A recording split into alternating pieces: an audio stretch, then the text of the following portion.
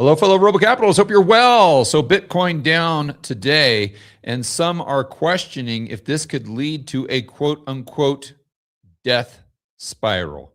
And the person I'm referring to specifically is Michael Burry.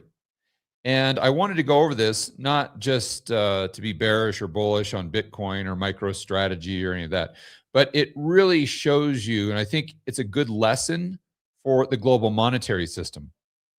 And I'll show you exactly what I'm referring to. At the end of the video, we'll go ahead and try to connect the dots for you. But let's go over to CNBC first and foremost. Let me do the screen share and see what's going on with the price if you haven't been paying attention. So Bitcoin down 73. It took a dip, though, where it was trading at a 72 handle. Let me show what I'm referring to. So let's go to a 5-day chart. Oh, come on. There we go. And so right here, this was yesterday. It dips down and I think it actually got below 73 just for a couple minutes. Then it comes back up. But then today, it just kind of like keeps testing and testing and testing. That's never really a good sign when you look at the technicals. Today looks like it was trading down, almost at a 71 handle. And then we kind of bounced back, but now it's trading back down. So Michael Burry just the other day came out with a Substack post. Now, I subscribe to Michael Burry's Substack post, so I wanted to share some of the ideas with you. Now, it's a paid for Substack, so I'm not going to, just out of respect to him, I'm not going to go through the article because it's behind the paywall. But I do want to share just some of the highlights and just a couple paragraphs there. I don't think that would be a big issue. And then I want to expand on that because we have to start asking the question that Michael Burry is asking, then that's, can this lead to a death spiral, or what the probabilities are that this does lead to a death spiral. And a lot of people, when you say that, think, oh, no, you're crazy. This is just doom and gloom. You're fear mongering. This is never going to happen, yada, yada, yada. And the argument there requires you to omit the liability side of the balance sheet. Now, if you guys aren't following that, I'll explain as we go through the video. But that's really the premise here. That's the point I'm trying to make. And that's the overarching point for this video. It's whenever you're doing an analysis, whether it's on a specific company, whether it's about Bitcoin, gold, corporations taking this onto their balance sheet, banks taking this onto their balance sheet, the global monetary system, what you have to include in that analysis. And I would argue that your starting point has to be the fact, and it is a fact. It's just, we don't have to like it, but it is what it is, that the vast majority of corporations out there, obviously the vast majority of banks, the liability side of their balance sheet is denominated in what? You guys know the answer to this. It's dollars. It's US dollars. So if you take on assets onto your balance sheet that are not denominated in dollars, or that can fluctuate as far as the price, and you don't match up maturity, you're going to run into some big problems. Because what you're doing there is you're taking on shorter term liabilities and longer term assets. So as an example, every single Bitcoiner out there, if they're being honest, would say, okay, Bitcoin has in the past gone in these cycles. And a lot of times those cycles can last a year, it can last 2 years, or whatever it is. And so their argument isn't necessarily that Bitcoin's going straight up, but their argument is that over a long period of time, so they're playing the 5-year game, or, MicroStrategy always says that it's playing the 10-year time horizon. Okay, that's fine and dandy, but unfortunately, the liability side of your balance sheet is not playing a 10-year time horizon. The liability side of the balance sheet, if you're a bank as an example, you have demand deposits. Okay, that's a problem because those can be as short term as, well, right now, if you want to take those deposits and move them somewhere else. Or if you're MicroStrategy, you have liabilities in the form of dividend payments, of debt payments. Those aren't Those don't have a 10-year time horizon. So that's why when you're looking at the asset side of the balance sheet strictly, which is what most people do, because what most people do is they just invest their savings where there's really not an offsetting liability, right? If you think in terms of the way you invest, well, what you do is you probably take a percentage of your paycheck and you say, okay, I've got 10% left over at the end of the month. I'm going to go ahead and invest that. And I'm going to invest that in S&P 500. I'm going to invest that in gold, silver, Bitcoin, what have you. But you see, there's not an offsetting liability to that. Where if you are, especially a bank, that's the way banks work, there's going to be an offsetting liability. And that offsetting liability is going to be denominated in dollars. So if you have something that fluctuates relative to those dollars, you're going, at some point in time, you're likely going to have a big problem.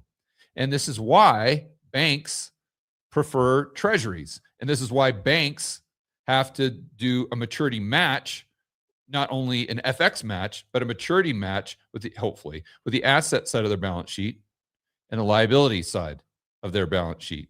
See, so as an example, if you have a time deposit of 2 years, well, that's easy. That's a USD liability. You could just match that up by buying a 2-year treasury.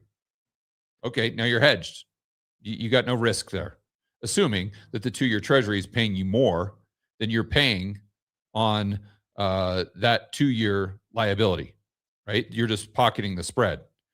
So what Michael Burry gets at, and let's get into the article now here.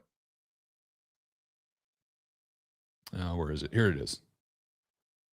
So like I said, this is behind the paywall, so I don't want to show you the whole thing out of respect to his subscribers and respect to him. But I think it's fine if I just read a couple paragraphs here. And this also plays into what I've been talking about on these videos over the last couple days.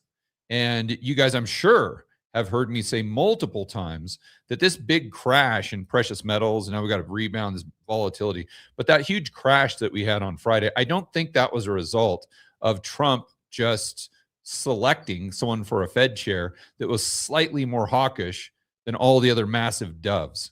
And the reason I said that is because the 2-year treasury yield went down substantially by about 4 basis points on Friday. It is true, precious metals crashed, dollar went up. But if the market, if the catalyst would have been a more hawkish Fed chair, or the potential of a more hawkish Fed chair, you likely would not have seen the 2-year treasury go down by 4 or 5 basis points. So I thought it may have had something to do with more cockroaches. Because if you guys have been watching the channel, you know that last Friday we had the first bank go bust of 2026. And although it was a small bank, granted, it's just the market being risk on, wherever there's skis. And just that subtle reminder that there is substantial risk out there gets all these leveraged positions to think about selling. And then you just get this snowball effect. So I'm not saying that this bank had everything to do with the big crash that we had on Friday, but I thought it had more to do, or likely had more to do, than just Trump's selection for Fed chair. And I thought it was interesting when I just read this article today, the Substack from Michael Burry, and he actually references that bank that went bust on January 30th. So check this out. On January 30th, regulators shut down a small bank, Metropolitan Capital Bank and Trust. This is the first bank failure of 2026. Some are looking into whether it was caught up in the dash for cash and forced collateral liquidations described above. If so, it would be the first traditional bank failure linked, if only indirectly, to crypto collateral death spiral. So he's not saying here that this could have been, well, actually, maybe indirectly he is. So let's kind of think this through. Let's play it out in terms of how he is presenting it in his Substack. So you've got the dollar liabilities that I was talking about, okay? And that's a corporation, bank, etc. And then you've got them taking on all of this Bitcoin because Michael Saylor is telling them to. It seems like free money, right? When Bitcoin only goes up in price. So then what's happening, you've got all these corporations, and then the price crashes or goes down substantially, let's say 40, 50% of Bitcoin. And now all of these entities, these financial institutions or corporations that have those shorter term dollar liabilities are in a bind. Let's to put it mildly. And so they're in, let's just say, this dash for cash. So what they're forced to do is go ahead and sell anything on their balance sheet that has a bid or a decent bid in order to meet those dollar liabilities, right? So what do? Well, they're going to sell Bitcoin. They're going to sell potentially gold. They're going to potentially sell silver, or they're going to sell literally whatever else is on there that they can catch a bid and again meet that short-term dollar-based liability. See, so that's what he's really talking about here. Is he's talking about, first and foremost, the price of Bitcoin goes down. If you have short-term liabilities, that forces the corporation that have been taking Bitcoin onto their balance sheet to go ahead and potentially sell that Bitcoin, right, to meet those liabilities, dollar based. And what does that do to the price of Bitcoin? It puts further downward pressure on the price, which puts further pressure on other financial institutions' balance sheets that have taken Bitcoin on as an asset. You see, so then they have to sell. That brings the price down even further. That's the death spiral that he's referring to.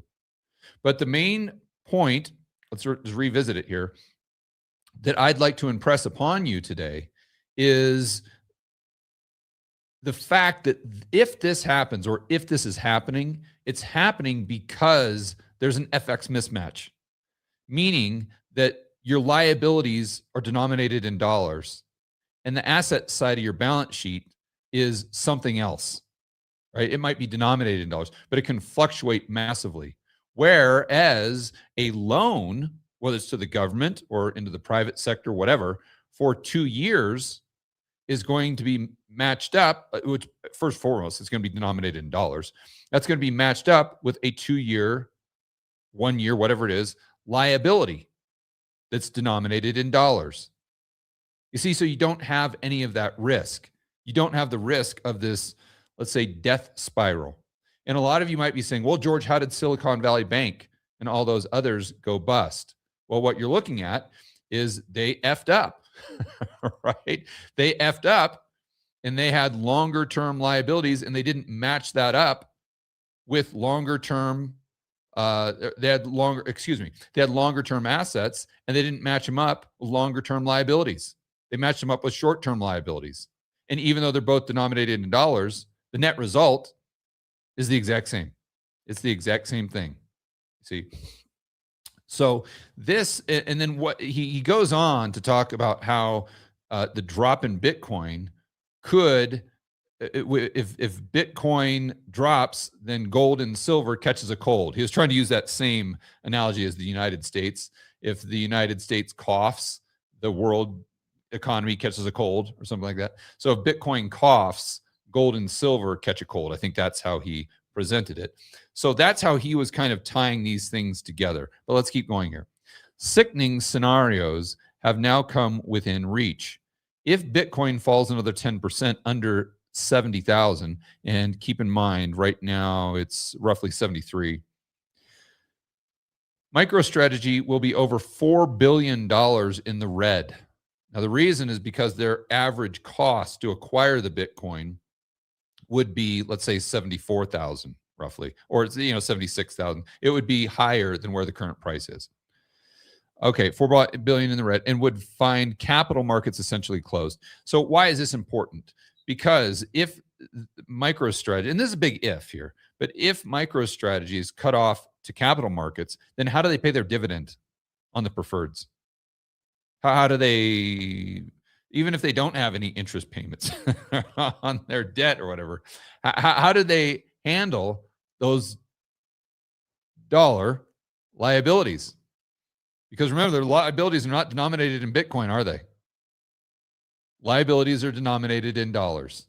Again, it goes back to this point I'm trying to make, right? And the overarching point is that when you look at the global economy, When you look at these mega corporations, when you look at these banks in the Eurodollar system, what are their liabilities denominated in? Mostly dollars. Why is that? Because the dollars were lent into existence. The dollars were lent into existence, most of them. So the fact that they exist means that there's an offsetting dollar denominated liability, which always at a certain point puts in a bid for those dollars. See, let's get back to the article here. Okay, so if those, I guess that's the point I was making there, is if Michael Saylor is cut off from the capital markets, he's got a big problem because sure, I don't even know if his underlying business makes any money, but let's assume it makes 20 million a year or something like that in profit. Okay, I would guess that at a certain point that tap runs dry, meaning that your dividend payments or whatever is going out is going to be more than $20 million. And I would point directly to these preferred shares that he has where the dividend adjusts, right? So your par value is 100, excuse me. So if it starts going down to like 97, they increase the dividend to bring that price back up. I think that's STRC. Okay, well, what you're doing is the more people sell off due to you being a credit risk, the more your dollar liabilities increase. So my goodness, that's a death spiral within a death spiral, right? Let's keep going. So they say institutions would be down 15 to 20% on their Bitcoin holdings. Risk managers would get more aggressive, meaning they'd have to start selling. As I write this Sunday evening, gold futures are down 6%. Silver is down 17%. These moves, if sustained, could result in Bitcoin breaking 70,000. Because again, it's the whole, Bitcoin dropping, the other assets dropping, having to sell those assets because you don't want to take the risk because all your liabilities are not denominated in Bitcoin. They ain't denominated in gold. They're not denominated in silver. They're denominated in dollars. With Bitcoin at 60,000, according to his math, and to be fully clear here, I've not done the math on this, so I'm just regurgitating what he's saying here. MicroStrategy would face an existential crisis. MicroStrategy owns about 17% of all Bitcoin held by public companies, governments, and ETFs combined. 50,000 miners would go bankrupt and be forced to sell their Bitcoin reserves, which would do what to the price of Bitcoin? Most likely it would definitely put downward pressure on the price. Now, would the price go down? Well, it depends on, who's buying the dip. Tokenized metals futures would collapse into a black hole with no buyer. Physical metals may break from the trend on safe haven demand, or Bitcoin can bounce off that Liberation Day low, and we live in the charade a while longer. So, I mean, there's a lot to be said here. There's a lot to be said for this, but I think that if you could take one thing away from this video, it would be when you're looking at the global monetary system, when you're looking at how the financial plumbing works, when you're looking at the probabilities with all of these assets, you have to consider not just the asset side of the balance sheet, but you have to consider the liability side of the balance sheet. And that takes a different type of thinking because most retail investors have an asset and they don't have an offsetting liability. And at the end of the day, that offsetting liability, it makes all the difference in the world.